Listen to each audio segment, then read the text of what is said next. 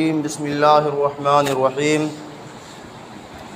وقضى ربك الا تعبدوا الا اياه وبالوالدين احسانا صدق اللہ العلی العظیم وصدق رسولہ النبی الامین المتین الکریم ونحن على ذلك لمن الشاہدین والشاکرین والحمد للہ رب العالمین۔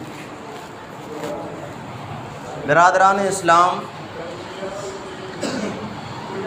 تمام حضرات مل کر حضور اکرم فخر دو عالم نور مجسم احمد مجتبیٰ محمد مصطفیٰ صلی اللہ تعالیٰ علیہ وآلہ وبارک وسلم کی بارگاہ میں درود پاک پڑھ لیں۔ اللہم صلی علی سیدنا مولانا محمد مبارک وسلم صلو علیہ صلاۃ و سلام علیک یا رسول اللہ صلی اللہ تعالیٰ علیہ وسلم۔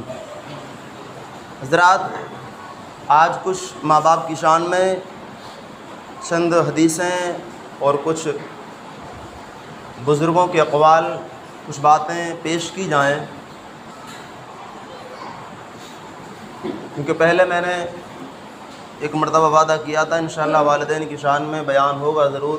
اللہ اکبر، بڑا حال خراب ہے بچوں کا کہ ماں باپ کا حکم نہیں مانتے۔ انشاءاللہ تعالیٰ ماں باپ بچوں کے اوپر، والدین کے اوپر ایک الگ سے بیان ہوگا تو اس کے تعلق سے آپ لوگ سماعت کریں گے، لیکن وقت بھی کم رہ گیا ہے۔ اب اگر مکمل بات نہیں ہو پائی تو انشاءاللہ اگلے جمعے مکمل کر دیں گے۔ رب کی رحمت وہاں نہیں ہوتی، ماں کی عزت جہاں نہیں ہوتی۔ رب کی رحمت وہاں نہیں ہوتی، ماں کی عزت جہاں نہیں ہوتی، اور سب سے بدبخت ہے وہی بیٹا، سب سے بدبخت ہے وہی بیٹا جس کے حصے میں ماں نہیں ہوتی، اور محنت کے عوض ماں کبھی اجرت نہیں لیتی، محنت کے عوض ماں کبھی اجرت نہیں لیتی، دنیا سے بھی حسن ضرورت نہیں لیتی، اور یہ ماں کا جگر ہے کہ لہو اپنا پلا کر، یہ ماں کا جگر ہے کہ لہو اپنا پلا کر بیٹے سے کبھی دودھ کی قیمت نہیں لیتی، بیٹے سے کبھی دودھ کی قیمت نہیں لیتی، اور مختصر ہوتے ہوئے بھی زندگی بڑھ جائے گی، مختصر ہوتے ہوئے بھی زندگی بڑھ جائے گی، ماں کے قدم چوم لیجئے زندگی بن جائے گی۔ جو نوجوان ہیں خاص کر کے ان کے لیے آج کا بیان ہے کہ ماں کے قدم چوم لیجئے زندگی بن جائے گی، اور خدا نے یہ صفت دنیا کی ہر عورت کو بخشی ہے، خدا نے یہ صفت دنیا کی ہر عورت کو بخشی ہے کہ وہ پاگل بھی اگر ہو جائے تو بیٹا یاد رکھتی ہے، کہ وہ پاگل بھی اگر ہو جائے تو بیٹا یاد رکھتی ہے۔ حضرات محترم، جیسے کہ میں نے قرآن پاک کی آیت کریمہ پڑھی ابھی، اللہ تبارک و تعالیٰ فرماتا ہے کہ اللہ تبارک و تعالیٰ نے فرمایا کہ اللہ کے سوا کسی کو نہ پوجو، یعنی کسی کی عبادت اللہ کے علاوہ نہ کرو، اور اپنے والدین کے ساتھ میں حسن سلوک کرو، یعنی اچھا ویوہار، اچھا برتاؤ کرو، اچھا سلوک کرو، پیار و محبت سے بات کرو۔ حضرات محترم، ایک مرتبہ حضور اکرم فخر دو عالم نور مجسم صلی اللہ تعالیٰ علیہ وآلہ وآلہ وسلم کی بارگاہ میں عرض کیا گیا، پوچھا گیا، یا رسول اللہ صلی اللہ تعالیٰ علیہ وسلم، سب سے زیادہ حسن سلوک کا ہمارے لیے حقدار کون ہے، جس سے ہم اچھا سلوک کریں؟ کون ہے سب سے زیادہ حقدار؟ تو کہا کہ وہ تیری ماں ہے، وہ تیری ماں ہے۔ کہا کہ پھر اس کے بعد کون ہے؟ کہا کہ تیری ماں ہے۔ کہا کہ اس کے بعد کون ہے؟ کہا کہ تیری ماں ہے۔ جب چوتھی مرتبہ پوچھا کہ اس کے بعد کون ہے تو کہا کہ تیرا باپ ہے۔ یعنی ماں کا کتنا بڑا مرتبہ ہے، کتنی بڑی شان ہے، اللہ اکبر۔ حضرات محترم، ایسی ایک صحابی رسول حاضر ہوئے اور عرض کیا، رسول اللہ صلی اللہ تعالیٰ علیہ وآلہ وآلہ وسلم،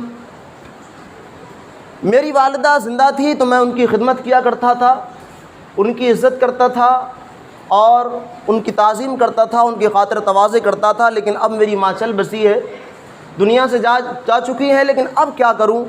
تو کہا کہ تیرے والدین کے جو دوست ہیں، جو عزیز ہیں، جو قریب ہیں، جو رشتہ دار ہیں، ان سے حسن سلوک کرو، تمہارے ماں باپ تم سے خوش ہو جائیں گے۔ سبحان اللہ۔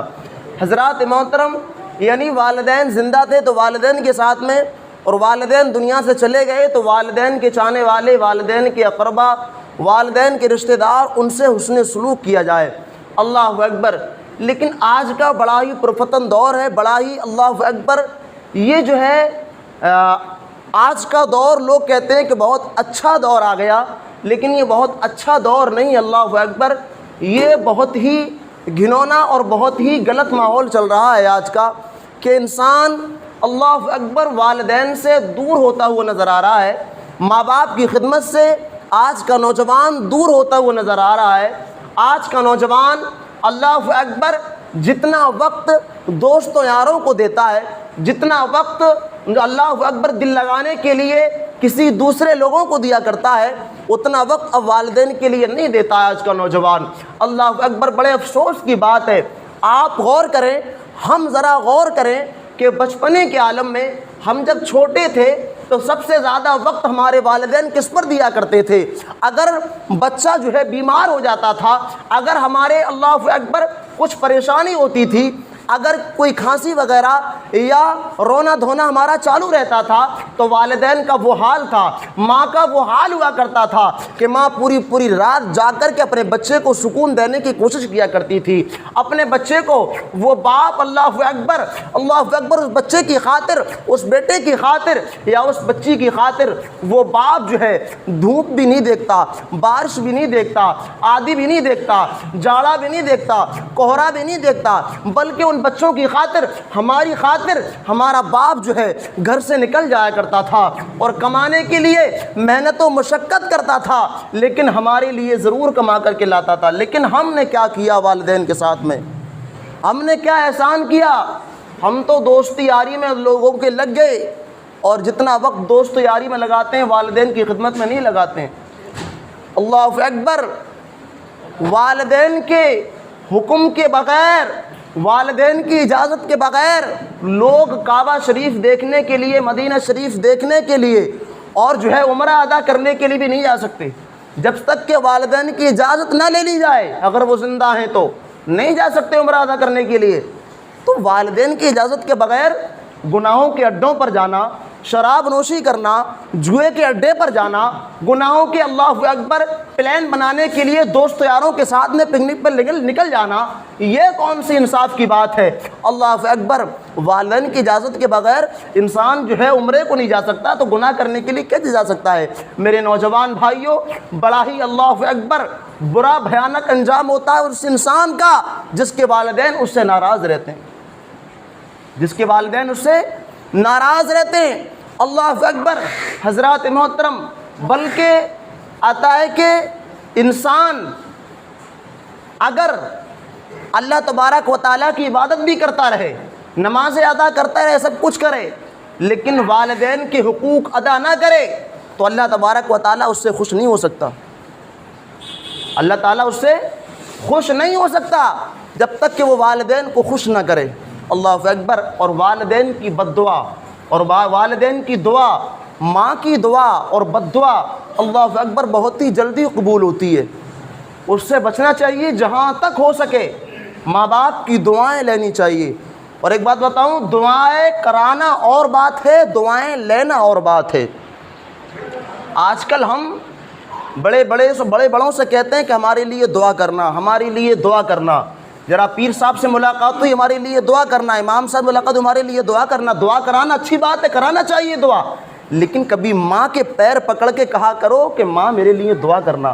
کاروبار صحیح نہیں چل رہا ہے، کاروبار میں گھاٹے پہ گھاٹا ہو رہا ہے اور میں گناہوں کی طرف بڑھتا جا رہا ہوں، کوئی کام کرتا ہوں میرا کام چلتا نہیں، اے ماں میرے لیے دعا کرنا۔ کبھی یہ کہا پیر پکڑ کر کے، ماں کے قدم پکڑ کے؟ نوجوانوں آج ذرا کان کھول کر سنو، دل میں احساس پیدا کرو، ماں کے قدم پکڑ کر کے کبھی کہا ہے اے ماں میرے لیے دعا کرنا؟